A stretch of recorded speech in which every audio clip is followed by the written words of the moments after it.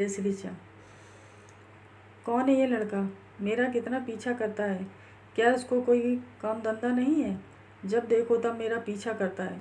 मेरे दोस्तों ने भी मुझे पूछना शुरू कर दिया, सोना तुम इसको जानती हो क्या? कॉलेज शुरू होने के दिन से जब देखो तब तुमको घूरता रहता है। तुम उसको पूछती क्यों नहीं? ऐसे बात बात पर पीछा करना सही नहीं है। तुम बदनाम हो जाओगी। रात भर सो नहीं पाई कि कैसे उस बंदे से बात करूं।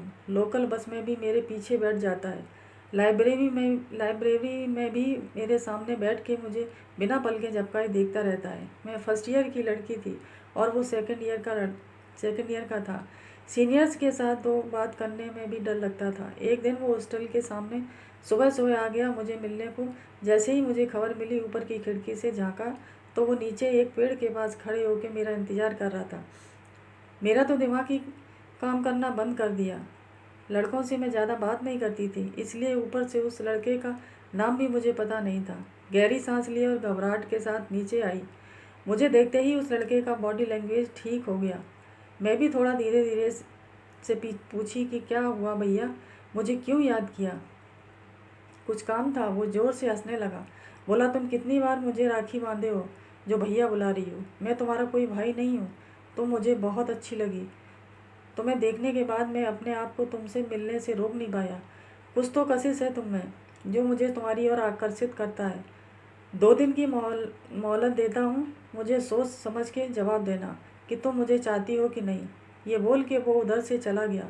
मैं सोच ही रही थी कि ये प्यार कोई आलू प्याज नहीं जो 2 दिन में हो जाएगा। और तो और ये कौन जो अपना नाम भी नहीं बताया।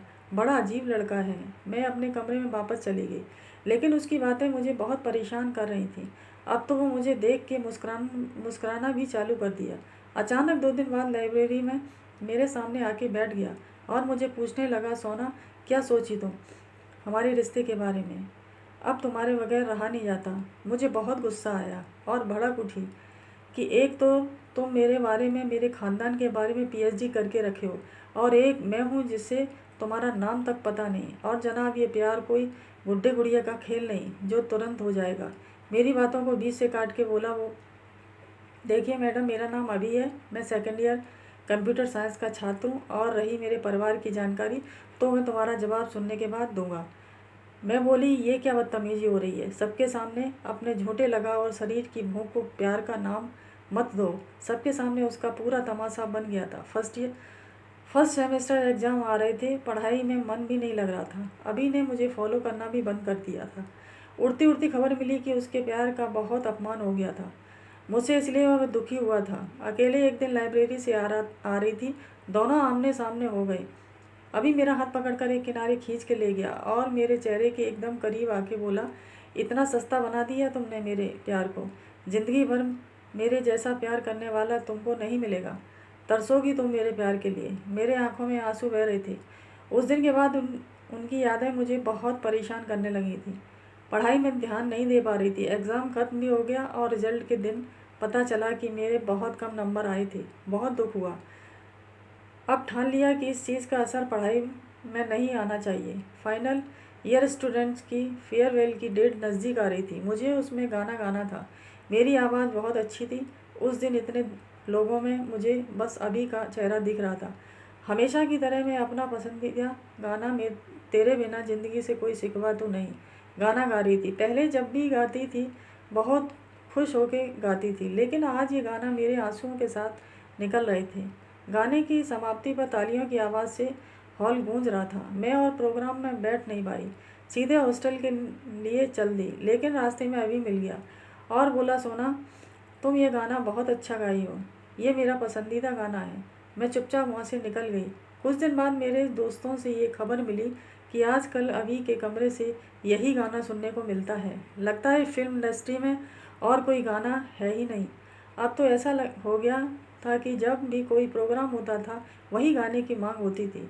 मुझसे सारे कॉलेज को अभी की दीवानगी के बारे में पता चल गया था। कॉलेज के आखिरी 2 साल थे, अभी का फाइनल ईयर। मेरे दोस्त मुझे बोलते थे कि अब तो खुश हो जाओ सोना, अभी से तेरा पीछा छूटेगा। मुझे पूरे कॉलेज में बदनाम करके रखा है। मुझे कुछ समझ नहीं आ रहा था कि खुशियाँ मनाऊँ या दुखी हूँ। मैंने सबसे बात करना बंद कर दिया था। मेरे रिजल्ट भी अच्छे आ रहे थे। अब तो अभी के कॉलेज का आखिरी दिन भी आ गया।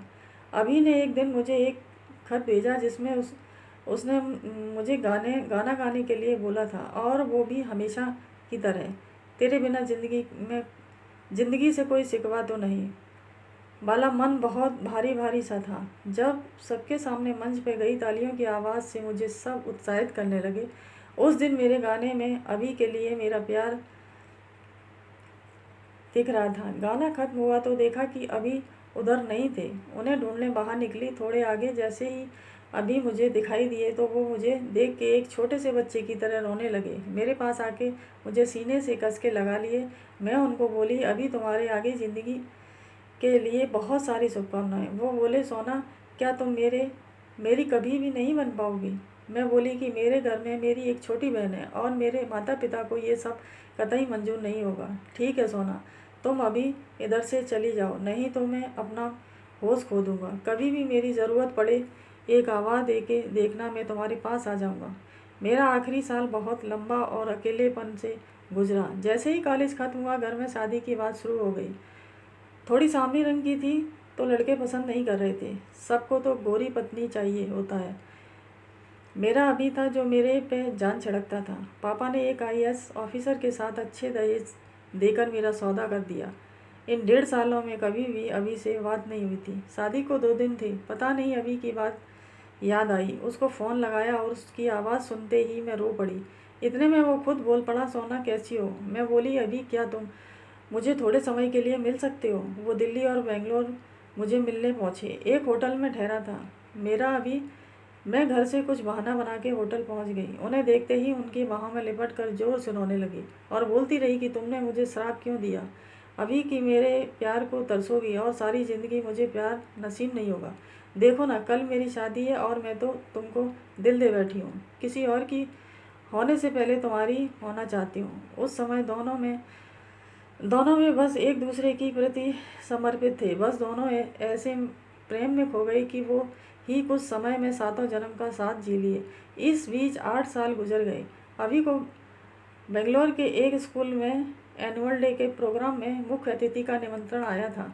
वो तो बहुत व्यस्त चल रहा था। एक के बाद एक प्रोग्राम होते गए। अभी प्रोग्राम की समाप्ति का इंतजार कर रहा था कि किसी छोटी सी बच्ची की सुरीली सी आवाज़ ने मन मोह लिया। अरे ये क्या, कोई जाना पहचाना गाना, इतनी जानी पहचानी आवाज़, कौन है ये बच्ची? तेरे बिना ज़िंदगी से कोई शिकवा तो नहीं गाना? नहीं, ज़रूर कोई बात है, अभी से रहा नहीं गया। माइक हाथ में लेके पूछ ही लिया, बेटा तुम्हारा नाम क्या है? कहाँ से सीखा है ये गाना?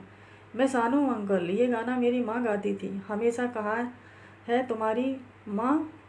मेरी माँ और पापा की पिछले साल ही कार दुर्घटना में मौत हो गई। आखिरी समय में वो मुझे एक खत दी थी और बोली थी कि तेरा ये गाना सुन के अगर कोई तेरी माँ के बारे में पूछे तो उनको ये खत दे देना।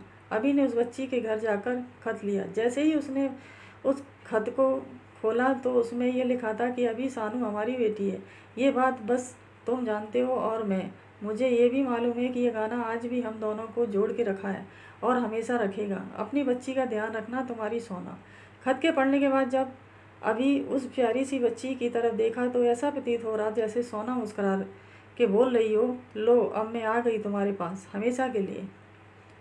दोस्तों, अगर हमारी कहानी पसंद आई हो तो प्लीज़ लाइक एंड सब्सक्राइब ज़रूर करें। धन्यवाद। जय हिंद।